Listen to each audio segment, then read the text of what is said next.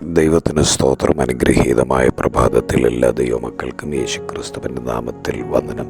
സങ്കീർത്തനം 18:16. അവൻ ഉയരത്തു നിന്ന് കൈനീട്ടി എന്നെ പിടിച്ചു, പെരുവെള്ളത്തിൽ നിന്നും എന്നെ വലിച്ചെടുത്തു. ദൈവം തൻ്റെ കരം നീട്ടി മനുഷ്യനെ പിടിക്കുന്നു. എന്തിനാണ് ദൈവം കരം നീട്ടി മനുഷ്യനെ പിടിക്കുന്നത്? ഫിലിപ്പിയർക്ക് എഴുതിയ ലേഖനം 3-ാം അധ്യായം അതിൻ്റെ 12-ാമത്തെ വാക്യത്തിൽ നാം ഇങ്ങനെ വായിക്കുന്നു: ലഭിച്ചു കഴിഞ്ഞു എന്നോ തികഞ്ഞവനായി എന്നോ അല്ല, ഞാൻ ക്രിസ്തു യേശുവിനാൽ പിടിക്കപ്പെട്ടിരിക്കുന്നത് കൊണ്ട് എനിക്കും അത് പിടിക്കാമോ എന്ന് വെച്ച് പിന്തുടരുന്നതേ ഉള്ളൂ. ദൈവത്തിന് വേണ്ടി തിരഞ്ഞെടുപ്പ് പ്രാപിക്കപ്പെട്ട പൗലോസ് പറയുന്നു, ഞാൻ ദൈവത്താൽ പിടിക്കപ്പെട്ടിരിക്കുന്നു. പാപം ജീവിതത്തെ തകർത്ത് കളയാതെ, ദൈവകൃപയിൽ നിന്നും അന്യപ്പെട്ടു പോകാതെ, നിഗളം ജീവിതത്തിൽ കടന്നു വരാതെ, പിന്മാറ്റം ജീവിതത്തിൽ കടന്നു വരാതെ ഞാൻ ദൈവത്താൽ പിടിക്കപ്പെട്ടിരിക്കുന്നു എന്നാണ് അപ്പോസ്തലനായ പൗലോസ് പറയുന്നത്. അതുമാത്രമല്ല, ദൈവം നമ്മെ കരം പിടിക്കുന്നത് യോഹന്നാൻ 14-ാം അധ്യായം 18-ാമത്തെ വാക്യത്തിൽ ഇങ്ങനെ പറയുന്നു: ഞാൻ നിങ്ങളെ അനാഥരായി വിടുകയില്ല. ജീവിതത്തിൻ്റെ അനാഥത്വം നാം ഗ്രഹിക്കാതിരിക്കുവാനും കർത്താവ് നമ്മെ ഈ പ്രഭാതത്തിൽ കരം പിടിക്കുകയാണ്. പലപ്പോഴും നമ്മുടെ ജീവിതം ഒറ്റപ്പെട്ടും ഏകാന്തതയുടെ അനുഭവങ്ങളിലും തകർന്നു പോയിരിക്കുമ്പോൾ കർത്താവ് പറയുന്നു, ഞാൻ നിങ്ങളെ അനാഥരായി വിടുകയില്ല. ഉൽപ്പത്തി പുസ്തകം 19-ാം അധ്യായം 16-ാമത്തെ വാക്യം: നശിച്ചു പോകുന്ന ദേശത്തിൻ്റെ മധ്യത്തിൽ നശിച്ചു പോകാതിരിക്കുവാൻ സർവശക്തനായ ദൈവം തൻ്റെ പ്രത്യേക നിർണയത്താൽ ലോത്തിൻ്റെ കൈക്ക് പിടിച്ച് പട്ടണത്തിന് പുറത്തേക്ക് കൊണ്ടുവരുന്ന കാഴ്ച നമുക്കവിടെ കാണുവാൻ കഴിയുന്നു.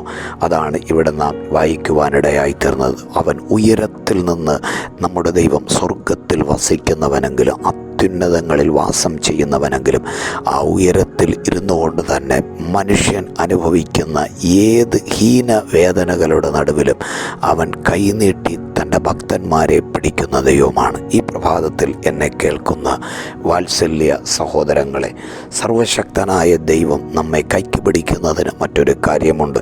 BC 700-ാം ആണ്ട് ജീവിച്ചിരുന്ന സൈറസ് എന്ന് പറഞ്ഞൊരു ഭക്തനെ, ഒരു രാജാവിനെ സർവശക്തനായ ദൈവം തിരഞ്ഞെടുത്തത് എന്തിനെന്ന് ചോദിച്ചാൽ ബാബേലിനെ തകർത്ത് ശാലേമിനെ പണിയുവാൻ. ഈ പ്രഭാതത്തിൽ നമ്മെ ദൈവം കൈക്ക് പിടിച്ചിട്ടുള്ളത് പാപത്തെ തകർത്ത് കർത്താവിന് വേണ്ടി ജീവിക്കുവാൻ, യേശുക്രിസ്തുവിൻ്റെ രാജ്യത്തെ പ്രസിദ്ധമാക്കുവാൻ ആയതിനാൽ ഈ പ്രഭാതത്തെ നമ്മെ തന്നെ ദൈവകരങ്ങളിലേക്ക് ഏൽപ്പിക്കാം. കർത്താവ് നമ്മെ കൈക്ക് പിടിച്ചിട്ടുണ്ട്.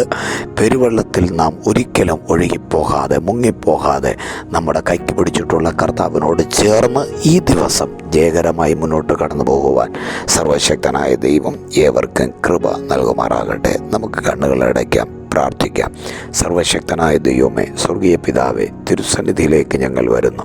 അങ്ങയുടെ കരുണയാലും വിശ്വസ്തതയാലും ഞങ്ങളെ ഇന്ന് പ്രഭാതത്തിലും ഹല്ലേലൂയ തിരുവചനം ധ്യാനിക്കുമാറാക്കിയതിനായി സ്തോത്രം ചെയ്യുകയാണ്. ഉയരത്തിൽ വസിക്കുന്നവനെങ്കിലും അവിടെ നിന്നുകൊണ്ട് കൈനീട്ടി തൻ്റെ ജനത്തെ പിടിച്ചുയർത്തുന്ന ദൈവമാകയാൽ ഈ പ്രഭാതത്തിൽ ദൈവജനത്തെ അവിടുന്ന് ഉദ്ധരിച്ചുയർത്തുന്നതിനായി സ്തോത്രം ചെയ്യുകയാണ്. ഈ പ്രഭാതയാമത്തിൽ അതേ കർത്താവെ, ഞങ്ങൾ ഒരു മനസ്സോടെ തിരുമുഖത്തേക്ക് നോക്കുന്നു. ജനമനുഭവിക്കുന്ന ഏത് വേദനകളിലും അവിടുന്ന് അവരെ കൈക്ക് പിടിക്കണം.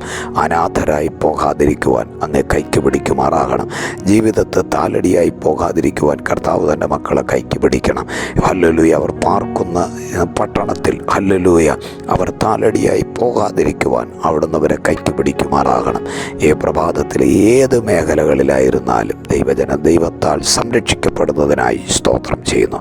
ഞാൻ പ്രാർത്ഥിച്ച് യേശുവിൻ്റെ നാമം പറഞ്ഞ് അനുഗ്രഹിക്കുന്നു. കൃപ കൂടെ ഇരുന്നാണ്ട് യേശുവിൻ നാമത്തിൽ തന്നെ പ്രിയ പിതാവേ കേൾക്കണമേ. ആമേൻ.